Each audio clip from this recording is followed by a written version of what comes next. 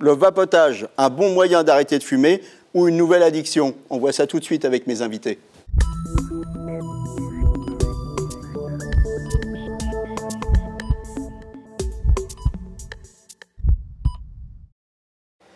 Alors, avec moi sur le plateau de Capital Santé, le docteur Marion Adler, vous êtes tabacologue, et Stéphane Papatheodorou, vous êtes vice-président de l'association La Vape du Cœur. C'est quoi cette association? C'est une association de réduction des risques tabagiques. Nous, on récupère en fait du matériel, des liquides de professionnels, d'invendus ou de fin de série. Ils économisent sur la destruction ou ils ont une réduction d'impôt parce qu'on est... et vous donnez ça à des gens défavorisés. Voilà, exactement. Voilà, ok, pour les aider à arrêter de fumer. Alors, avant d'entrer dans le vif du sujet, qui fume sur le plateau? Moi, je fume pas, hein, vous l'avez vu. Hein, là. Ex-fumeur et vapoteur depuis 5 ans. Et vapoteur assidu. Exactement. Depuis 5 ans. Donc, vous avez arrêté de fumer, mais vous vapotez. Et vous, docteur, vous fumez pas? Je fume pas, non. Sinon, j'aurais du mal à aider les gens à arrêter de fumer, à se débarrasser de cette maladie chronique. Alors, docteur Adler, j'ai vu que le vapotage, c'est seulement 5% de la nocivité du tabac. C'est vrai, clairement, ça? on a des études en Angleterre maintenant. On a des groupes qui font des études et qui essayent de voir au maximum toutes les études qui sortent, de les analyser d'une manière objective. Et on situe la dangerosité de la vape à 5% de la dangerosité de la cigarette. C'est-à-dire 100% de la cigarette. 100% la cigarette. On peut estimer la vape à 5%. Voilà. Donc clairement, c'est mieux. On conseille j'ai envie de vous pour dire l'arrêt du tabac. C'est encore dangereux. Et ça veut dire que ce n'est pas zéro. On est fait pour respirer l'air ambiant et non pas pour aspirer quoi que ce soit d'autre que l'atmosphère et l'air ambiant. Donc c'est important de savoir que quand on ne fume pas, ce n'est pas la peine de se mettre à inhaler des choses qui ne sont pas tout à fait faites pour soi. Le mieux, c'est de respirer l'air ambiant. Mais si on fume, oui, la vapoteuse peut être une aide à l'arrêt du tabac chez une bonne partie des gens. Pourquoi c'est moins nocif? Parce qu'il n'y a pas la combustion. Ce qui est toxique dans le tabac, c'est quand vous allumez votre cigarette, c'est comme un feu de cheminée, il y a une fumée, donc le résultat de la fumée de combustion, c'est du monoxyde de carbone, c'est du goudron, des substances cancérigènes, des particules. Et tout ça, c'est mauvais pour la santé parce que ça rentre dans le corps, dans les vaisseaux, dans les poumons, dans le cœur, etc. Ce qui est très important, c'est de savoir que la vapoteuse, il n'y a pas de combustion, il y a une vaporisation du liquide et donc il n'y a pas de monoxyde de carbone, il n'y a pas de particules, il n'y a pas de goudron, tout ça. Ni de goudron, ni de substances cancérigènes. Par contre, dans ces liquides, qu'est-ce qu'il y a? Quid des arômes? Il y a quoi dedans? Alors dans les liquides de la vapoteuse, moi je conseille de prendre de la nicotine parce que le but, c'est d'éliminer la nicotine, de pouvoir prendre la nicotine et éliminer ce qui est dangereux, c'est-à-dire de la fumée de cigarette. La fumée, c'est ça qui est dangereux. Ce qui n'est pas dangereux dans la cigarette, c'est la nicotine. Et c'est par contre ce qui est addictif. Et pourquoi on va fumer tous les jours? Parce qu'on a besoin de son taux de nicotine et d'un certain niveau de nicotine en fonction du nombre de cigarettes qu'on va fumer. Donc oui, pour remplacer la cigarette... C'est intéressant cette distinction que vous faites. La nicotine, c'est le produit addictif. C'est ce qui fait que vous ne pouvez pas vous arrêter de fumer. Vous allez consommer très clairement tous les jours. Oui. Et ce que vous inhalez, la fumée, le produit de la combustion, c'est ça qui donne les cancers, l'insuffisance respiratoire, enfin tout ce qu'on peut énumérer. Et les problèmes cardiovasculaires. Ce qui est très important, c'est que la nicotine, c'est ce qui va vous faire souffrir. Quand les gens disent « j'ai pas envie d'arrêter de fumer parce que je n'ai pas envie de souffrir du manque », c'est le manque de nicotine. C'est pas le manque de fumée. Exactement. Et un des éléments du manque de nicotine, c'est « je vais manger tout le temps parce que je vais compenser ». Et donc les fringales, c'est lié au manque de nicotine.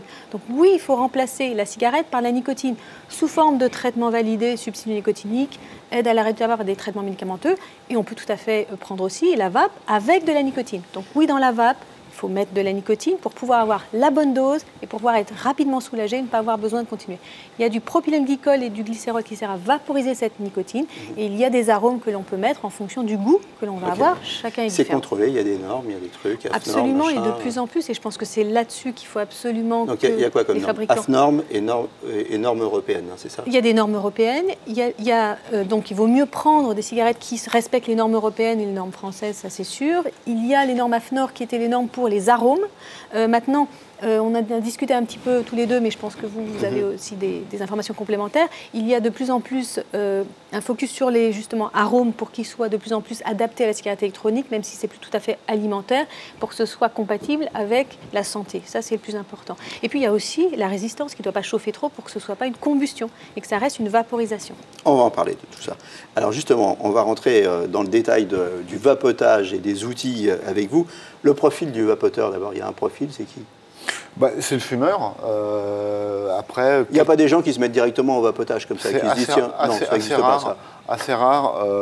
Des gens comme moi, je peux faire mon intéressant. Et les professionnels vont bien souvent du secteur déconseiller aux gens de vapoter s'ils ne fument pas. Oui. Ça ne sert à rien d'inhaler. Après, si la personne veut vraiment le faire parce qu'elle trouve ça ludique, libre à elle. Mais globalement, on essaye de dissuader les gens s'ils ne fument pas. Même vapoter sans nicotine. Pour quelle raison on s'y met alors? On s'y met essentiellement pour arrêter de fumer, c'est ça? Voilà, exactement. C'est la première des raisons. C'est l'outil qui va amener le plaisir et la gestuelle. Oui. Après, la gestuelle, on le voit bien avec cette cigarette. Hein, alors, vous avez celle-là, par exemple, qui est... bon, c'est un truc un peu plus gros, tout ça. Voilà. Mais là, c'est vraiment comme une cigarette. Hein, on a la gestuelle pratiquement, parce qu'il y a un bouton. Après, on a des systèmes qui vont être comme une cigarette, les systèmes de dernière génération de pod, où là, ça va se déclencher à l'aspiration. D'accord. Ça n'existe pas. Oui, donc ça, c'est tout léger. Hein, c'est vraiment c'est tout petit, c'est de la taille d'une cigarette, c'est tout petit, voilà, et quand on aspire, ça se déclenche, c'est ça? Ce qu'on va dire, c'est qu'on pourra prendre des taux plus élevés de nicotine dans ce type de matériel que dans ce type de matériel qui va nous obliger, de par la force de la nicotine en gorge, de réduire. Mais c'est bien pour justement, vous parlez de taux de nicotine, et vous avez mis l'accent sur la nicotine. Comment ça marche? J'achète un arôme, donc un arôme, il va avoir un goût, mais je peux aussi régler mon taux de nicotine, c'est ça? Vous allez avoir à l'achat différents taux de nicotine, du 0, du 3, du 6, du 12, du 18, en fonction des marques et des fabricants.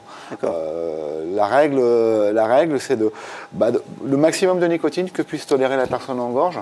Plus il y aura de nicotine dans le liquide, moins longtemps la personne sera obligée de vapoter pour être satisfaite. Sachant que ce qu'il faut prendre en compte, c'est qu'autant la clope, on a une satisfaction immédiate, parce que ça monte en quelques secondes au cerveau. La vaporisation, il y aura toujours un temps de latence de 10-15 minutes. Plus on aura de nicotine dans le liquide, plus on va réduire ce temps de latence, plus la personne sera satisfaite rapidement. D'accord, on a bien compris le geste, la convivialité, on peut aller vapoter avec d'autres. Maintenant, la technique. Donc la technique, au départ, il faut comprendre quel est le taux de nicotine auquel on est accro. Il y a deux Et puis après, voilà, il y a deux indications. Moi, quand j'explique à mes patients, je leur dis souvent d'abord de prendre la bonne dose de nicotine avec les traitements substituts nicotiniques. Et la vapoteuse, il y a deux conseils. C'est d'abord, comme vous disiez, la bonne dose de nicotine au départ, mais la plus haute, que l'on supporte bien, qui permet tout de suite d'être satisfait de l'avoir son taux de nicotine et de pouvoir laisser sa vapoteuse. Et puis la deuxième chose, c'est l'arôme. Ça, c'est pour vapoter en fait le moins possible. Le moins possible, exactement, et pas avoir besoin de pomper toute la journée. On se met la dose directement. Je mets la dose et ça va bien, et je peux la poser un peu, et je peux aller bosser, et je fais un petit peu comme quand je fumais, c'est-à-dire que je prends de temps en temps. Et la deuxième chose, c'est d'avoir le goût qui vous plaît, parce que clairement, la nicotine va stimuler les endorphines qui sont les substances plaisir. Clairement, il ne me plaisait pas. Non, mais c'est pour ça, c'était... Puis de toute façon, vous n'avez pas besoin, donc c'est peut-être aussi un signe que ce n'est pas la peine de vous y mettre. Désolé. Hein. Exactement. Mais clairement, il faut que ce soit le goût qui corresponde. C'est la même chose quand j'ai proposé des gommes à la nicotine. Il faut que ce soit ou menthe ou fruits en fonction de ce qu'on aime. On ne va pas prendre la menthe si on déteste ça. Donc il faut toujours que ce soit dans le plaisir. Si c'est dans le déplaisir, on va toujours garder la cigarette qui donne le déplaisir du manque, etc. Donc c'est important qu'il y ait le plaisir du manque. Il y a le plaisir, il y a les sous aussi. Alors c'est cher, ça? Très important. Il y a un petit investissement de départ, on va dire, ça va commencer à 35 € et ça peut finir à 400 € en fonction des systèmes. Les dernières générations? Ça, c'est une vingtaine d'euros, par exemple. Vingtaine d'euros. Après, les systèmes de pod vont avoir un petit coup de maintenance plus élevé. Et à l'usage, par contre, parce qu'il faut acheter des arômes à l'usage, donc c'est toujours moins cher que le tabac. Toujours moins cher que le tabac. Par 3, beaucoup moins cher, divisé par 3, à peu près. Donc on se fait du bien à la santé et on dépense moins de sous. Voilà. Un paquet par jour, 300 € par mois quand même. Ça aide vraiment les gens à arrêter de fumer? Le coût, alors ça c'est sûr, ça ce sont des mesures. Non, pas le coût, je veux dire, le vapotage, ça aide vraiment les gens à arrêter de fumer? C'est comme si vous me demandiez si le Doliprane aide contre le mal de tête. Il y a des gens qui vont être aidés, il y a des gens qui ne vont pas être aidés. Donc il y a chaque personne qui est différente. Il y a des gens qui sont clairement aidés par la vapoteuse et je pense qu'il ne faut pas l'enlever du paysage d'aide à l'arrêt du tabac. Et puis il y a des gens qui disent que ça ne leur correspond pas. Alors parfois c'est une mauvaise utilisation, moi ça m'arrive de donner des conseils pour l'utiliser mieux. Parfois ils n'aiment pas du tout ça ou ils n'ont pas envie de rester avec quelque chose qu'ils aspirent et donc ils veulent tout de suite prendre. Et on peut mélanger avec d'autres techniques, les patchs, Champix, tous ces trucs-là, l'acupuncture, l'hypnose, enfin tout ce qu'on peut imaginer. Tout à fait. Moi, je conseille vraiment de prendre la bonne dose de traitement validé. Ce qui est souvent fait comme amalgame, c'est qu'on pense que la nicotine est dangereuse, donc on prend le moins possible de patchs. Déjà, on n'associe pas les patchs au femoral. Ce qui est le plus efficace, c'est de prendre la bonne dose de patch, c'est-à-dire suffisamment dosée pour être calmé sur toute la journée et avoir l'association avec une nicotine d'urgence, c'est-à-dire les gommes, les pastilles, puis ça peut être la vapoteuse. Ça, ce sont les traitements qui deviennent efficaces si on prend la bonne dose. Il n'y a pas de danger à fumer avec un patch, par exemple. Ça, c'est des choses qu'on ne dit pas. La deuxième chose, c'est le Champix, qui est aussi un traitement validé, marche très bien. On peut très bien associer la vapoteuse. Donc, les traitements validés associés à la vapoteuse, ça augmente l'efficacité des deux. On n'a pas beaucoup de recul, par contre, là-dessus. Sur l'association des deux sur la vapoteuse. Alors la vapoteuse, on a quand même maintenant une dizaine à peu près d'années d'utilisation. Et donc, on continue à faire attention, à être scientifique, à regarder toutes les études. Et je pense qu'il faut qu'on continue. Mais clairement, il n'y a pas une grande pathologie qui ressort du fait de l'utilisation de la vapoteuse. Okay. Donc moi, je conseille toujours à mes patients... Pas de grosse inquiétude pour l'instant.